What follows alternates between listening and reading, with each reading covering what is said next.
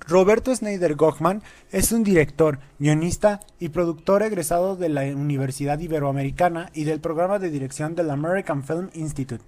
Al inicio de su carrera, trabajó en diversas especialidades de producción, desde gerente de locaciones hasta gerente de producción y asistente de dirección.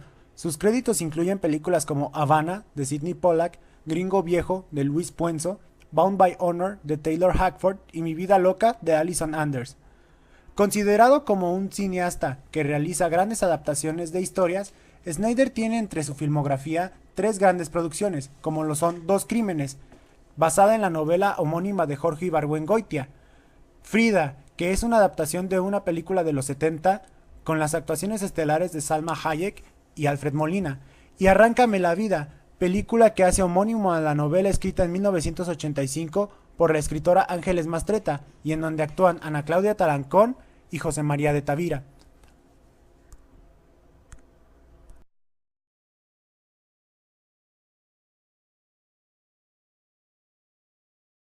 Vámonos con Pancho Villa es una película mexicana realizada por el director Fernando de Fuentes en 1935. La historia cuenta las aventuras de un grupo de valientes campesinos conocidos como los Leones de San Pancho, que se unen a la División del Norte del general Francisco Villa, para buscar una vida mejor, todos ellos dirigidos por Tiburcio Maya. En la película se van mostrando las escenas de cómo uno por uno los Leones de San Pablo van muriendo ante la indiferencia de su general, el señor Francisco Villa, hasta que finalmente, cuando el quinto de ellos, el Becerrillo, muere de viruela, Tiburcio Maya le exige una explicación a Francisco Villa, el cual le dice que no le importa sacrificar a un hombre por el bien de muchos y por el triunfo de la revolución.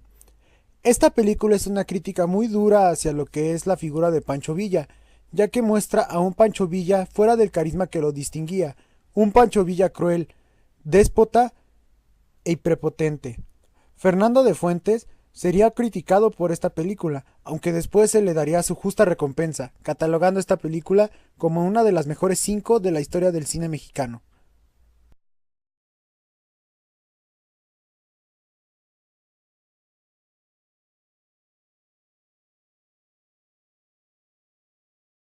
Enrique Álvarez Félix fue un actor de cine mexicano que se desempeñó entre las décadas de los 60, 70 y 80, hijo de la famosa diva del cine nacional, la inmortal María Félix.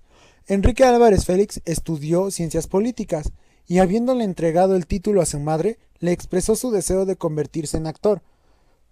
Antes de su gran trayectoria de 32 años, Enrique Álvarez Félix se inició en el cine con un pequeño papel en la película Simón del Desierto, dirigida por el español Luis Buñuel, aunque después de esto descubrió que él era más bien un actor de teatro y televisión.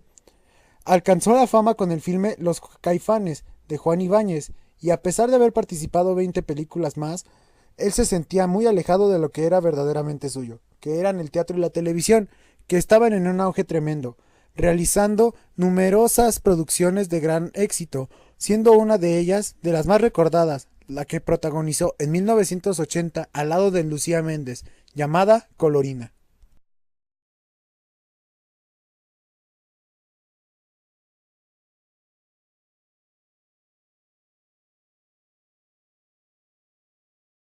Sara García es una de las actrices más reconocidas y más entrañables de la historia del cine mexicano.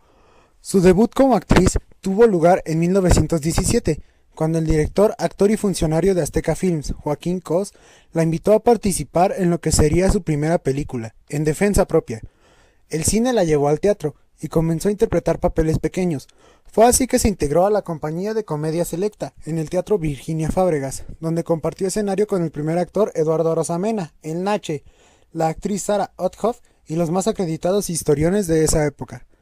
Su leyenda como la abuelita del cine nacional surgió con la filmación de la cinta Allá en el Trópico, de Fernando de Fuentes, pues a pesar de ser muy joven, interpretó el papel de una anciana. Para aparentar la edad del personaje que interpretó, se apoyó en una peluca que, según sus propias palabras, fue una obra maestra, así como por la carencia de todos sus dientes, que ella misma se había mandado a quitar para interpretar un papel en el teatro. Además, se mandó fracturar una rodilla para tener un uso natural del bastón. Sin duda, los más recordados de estos personajes que interpretó son los de la abuela del ídolo de México, Pedro Infante, en las películas Los Tres García y Vuelven los García, ambas de 1946, así como La Tercera Palabra junto a Prudencia Grifel y Marga López.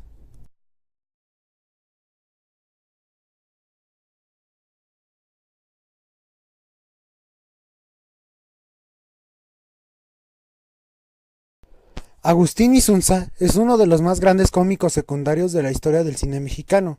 Sus inicios en el medio artístico fueron poco después de haber abandonado la milicia, con el grado de subteniente. Cuenta en una entrevista publicada en los cuadernos de la Cineteca Nacional cómo llegó al cine. El 18 de junio de 1930 debuta como cómico en el Teatro Garibaldi, al lado de Miguel Inclán, en algo que hacía Roberto Soto. Al final se volvió figura junto con la compañera de su presentación, Celia Tejada. En el cine, debuta en 1937 en la película llamada La Adelita, de Guillermo Hernández Gómez, al lado de Pedro Armendáriz y Esther Fernández.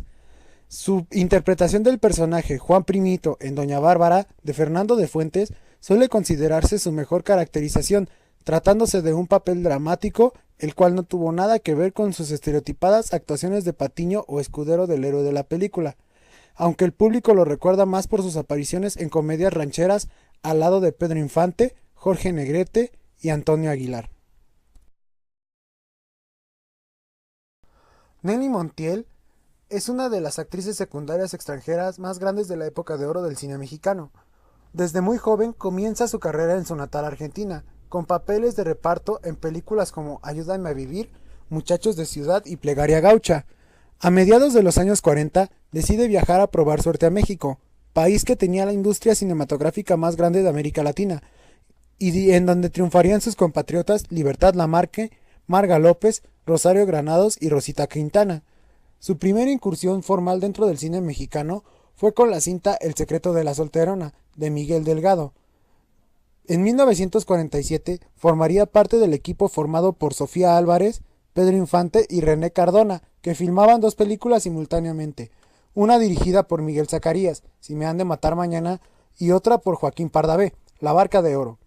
En 1948 tuvo la fortuna de participar en la clásica y muy popular cinta Ustedes los ricos, continuación de la célebre Nosotros los pobres, dirigida por Ismael Rodríguez y protagonizada por Pedro Infante y Blanca Estela Pavón.